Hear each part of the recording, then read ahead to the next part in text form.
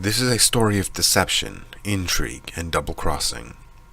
It is a story of liars, bandits, and greed. It is a story of the worst of the human condition and how motive for profit will drive a normally nice guy to the deepest depths of evil and betrayal. This is the story of my life in EVE Online. EVE Online is a space-based MMORPG with a level of depth and breadth that blows games like Shadowbane and City of Heroes out of the water. It is also a beautiful game, with glaring suns, shining stars, and exorbitant ship detail. Beneath its gilded beauty, though, there lies a poorly designed game, which rewards the greedy and violent, and punishes the hardworking and honest, and if you think about it, that's a good representation of capitalism.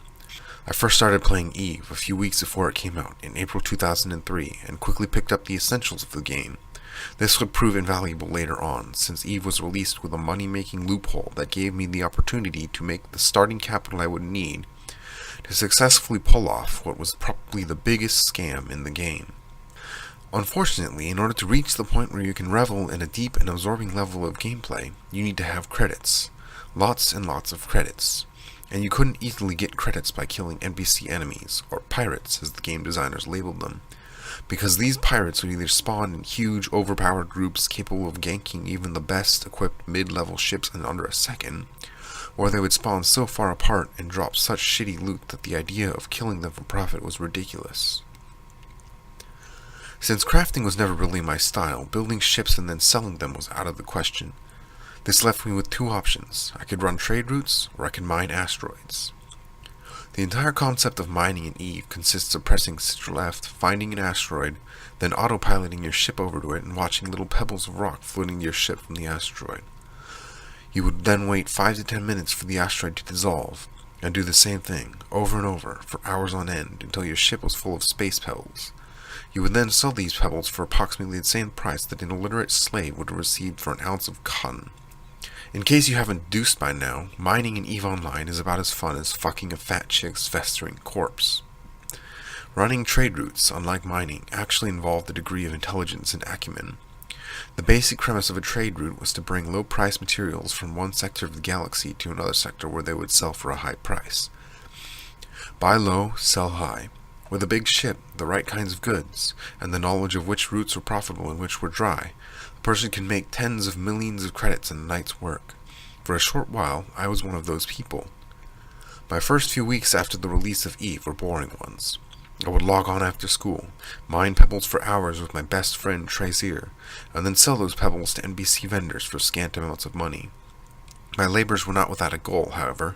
After talking to some extremely successful people in the game, and doing research on the various ship types, Trazer and I set a goal for ourselves, to collectively possess 2 million credits by the end of our second week.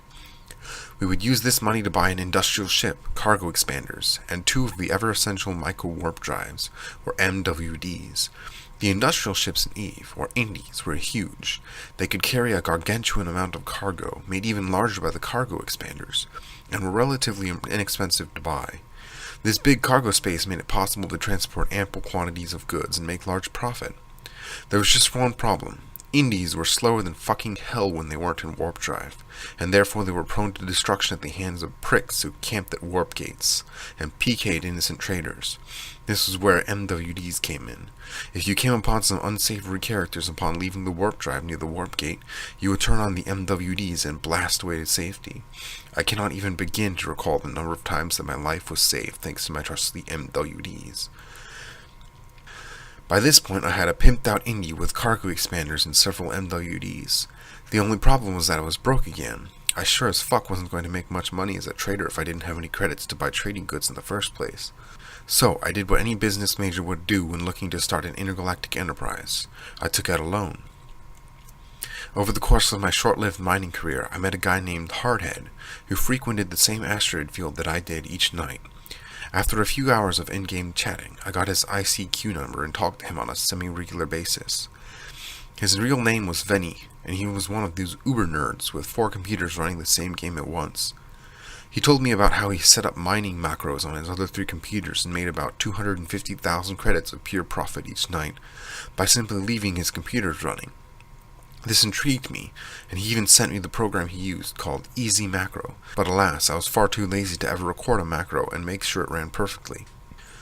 Hardhead's masochism paid off in generous dividends though. While Tracer and I will dumpster shit broke, HH had close to 6 million credits. I told him about my trade route ideas, about how if he invested time in me, I would make him into a virtual Donald Trump. I fed him the finest bullshit cuisine on this side of the Atlantic, spooning it down his throat one gentle swallow at a time. By the end of the night, my credit count read 3,017,000. I went to sleep contented, fully intending to pay back Hardhead's money with a healthy spattering of interest.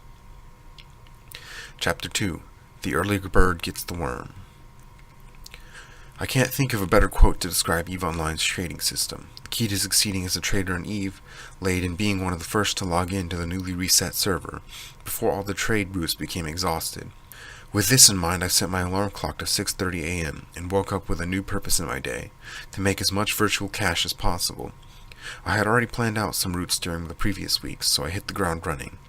My first route involved bringing computer hardware from the Armar region into the Galente region. This would be about 16 jumps, or the real-time equivalent of 25 minutes. I bought the hardware for approximately 1,100 credits per unit, and spent all 3 million credits on it. This amounted to 2,700 units of computer hardware that I would need to sell. My heart pounded with excitement at the prospect of actually making a real profit in this godforsaken game. Each space sector in EVE is assigned a security rating. This rating, ranging from 0.0 all the way to 1.0, determines the strength and speed with which the intergalactic police respond. In 0.0 regions, there are no police, and pirates, both PCs and NPCs, fly around freely. And in 1.0 regions, security is tighter than Jessica Simpson's snatch. During this first eventful trade flight of mine, I had to pass through a 0.3 region. At the time, I naively believed that anything above a 0.00 would be safe, because nobody would be ballsy enough to dare provoke the wrath of 5-0 in space. I turned out to be wrong. Not dead wrong, but pretty fucking close. I knew that something was wrong when my ship started to beep and a red target lock cursor appeared in the horizon with the name Deathbringer. The beeping accelerated and a red square appeared around my ship. Since I hadn't even bothered trying to fight a training pirate yet, I had no idea what the hell was going on.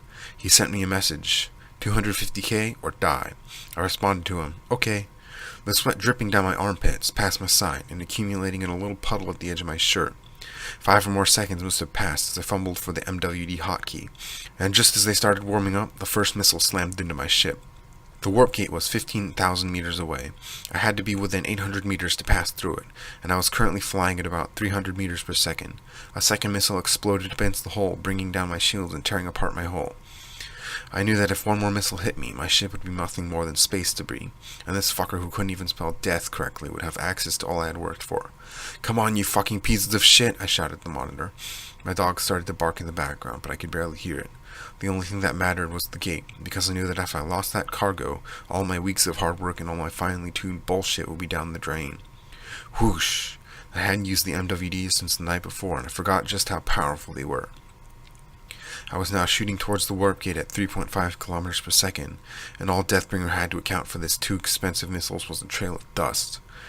If you're reading this right now, Death, I'd like to give out a hearty fuck you. I arrived at the specified starbase in Galenta region, my ship battered and bruised, and my ego several sizes smaller. I sold the computer hardware for a total of 3.7 million credits.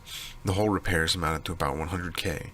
I felt my heart with my left hand. It was still pulsing rapidly, and the realization that I netted 600,000 credits in 25 minutes, along with a healthy dose of action, sent it shooting up even further. I did several more trade routes that morning, and by 9 a.m. my credit count read 5,780,000 credits. I knew that both Trezor and Hardhead were going to cream their pants when they saw this, but for now, I had to go to class.